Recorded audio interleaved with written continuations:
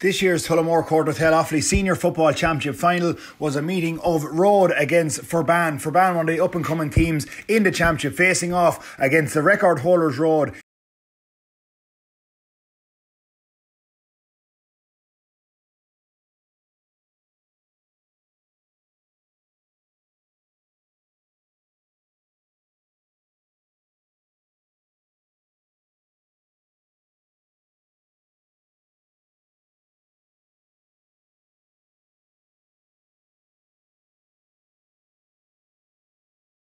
It was Ferbane who would look to start that bit brighter, but Oisín Kelly winning a good bit of ball around the middle of the field. Kelly firing in towards the goals, and Joe Maher off the left foot getting Ferbane's opening score with a fine effort from close range.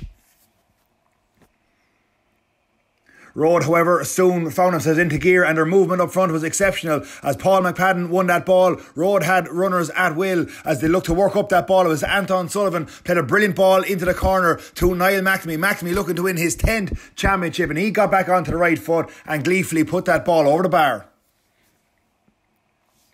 Rhode were starting to really find their form, and particularly Rory McNamee, who kicked 3 fine opening half points. That's the first of his 3 in the half, as Rhode just started to open up and turn the screw a small bit early in the game. Rhode continued to play with the long ball, and with Sullivan and McNamee inside, they were winning a lot of ball at will. This time Sullivan turning provider, and once again McNamee turned on to the left, a Rory that is, and popped it over the bar. Rhode continued to surge early into the game. Again, much like one of their first scores where McNamee got it, this time it was Sullivan who was fed in the corner. Sullivan coming back onto his left foot, getting in space and curling a beautiful effort over the bar. Ferbane, to their credit, started to try and rally. Jack Cullinan had made a great save, keeping him in the game early on as Leon Fox came up the field. He got it outside as far as David Cox, who looked busy at wing forward. Cox back with a hand pass. Ferbane just trying to create a good move, and this time Fox off the outside of the foot floated in a beautiful effort. It was eventually knocked down as far as Ronan Maguire. Maguire looked to get the ball under the advancing Ken Garry, but Garry made himself big in the goal, and with that Rhode smothered up the shot and got rid of the pressure eventually. Good goalkeeping from Ken Garry. But meanwhile, Rhode continued to run from deep. A pleasure to watch as Rhode just tried to get that forward momentum, and Niall McNamee came through once again, and this time from the opposite corner, just jinked that ball over the bar. But again, Rhode's past the movement was finding it very hard for Ferbane to curtail. Once again, Rhode coming up the field, attacking from deep, particularly Niall and Brian Darby, this time setting away James McPadden rather. McPadden got it in to the brother Paul, and it was a 1-2 between the twins, and eventually that save that we spoke about, Jack Cullinan making a brilliant stop, the under-20 Offaly goalkeeper from this year, but it didn't halt Rhode's momentum. They might have been kept at bay from a goal score in front, but at will they seem to be lining up to shoot some beautiful scores, the latest from Rory McNamee. Another fine team effort from Rhode.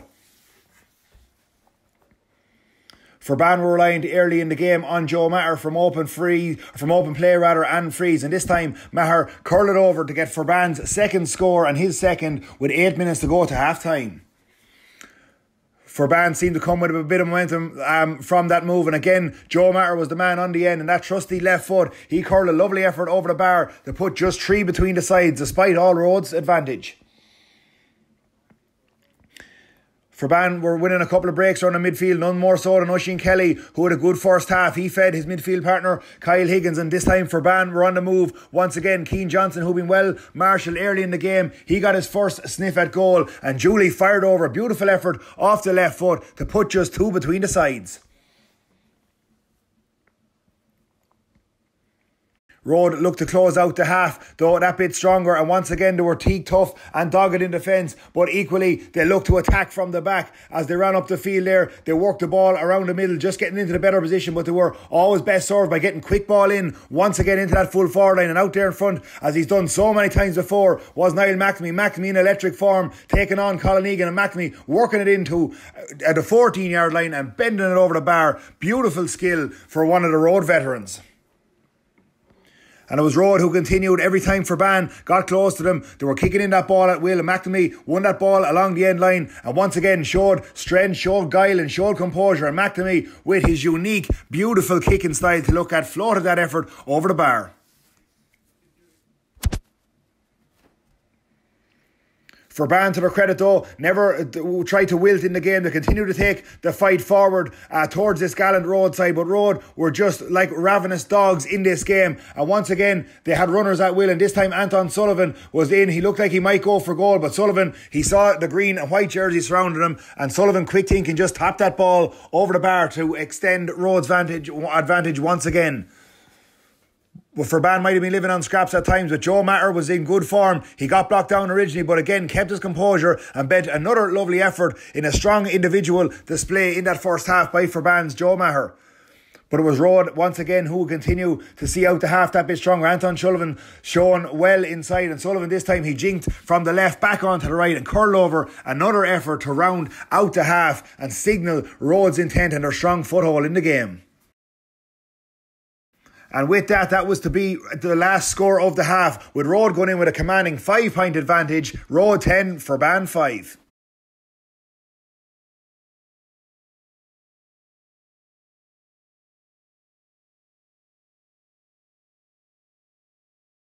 Rhode were always going to be very, very hard to peg back, battle hardened on county final day, but Ferbane tried to start the second half on and get a foothold back in the game. Aidan Keenan this time showed good composure to get it outside to Ronan Maguire, and he slotted over to narrow the gap to 4 immediately after the break.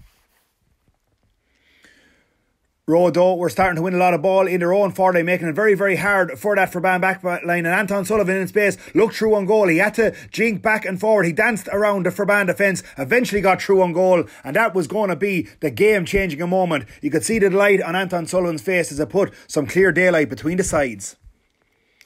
Rhode now with a strong hand towards the Dowling title really looked to put the game to bed. Paul McPadden was showing a lot of pace up front. He was taking on that Ferbane defence. Instead going forward, McPadden, he had men outside, and one of them of course was Niall McNamee, and McNamee, as he's done so many times before, just makes it look so easily and nonchalantly taps that ball over the bar to give Rhode an 8-point lead once again.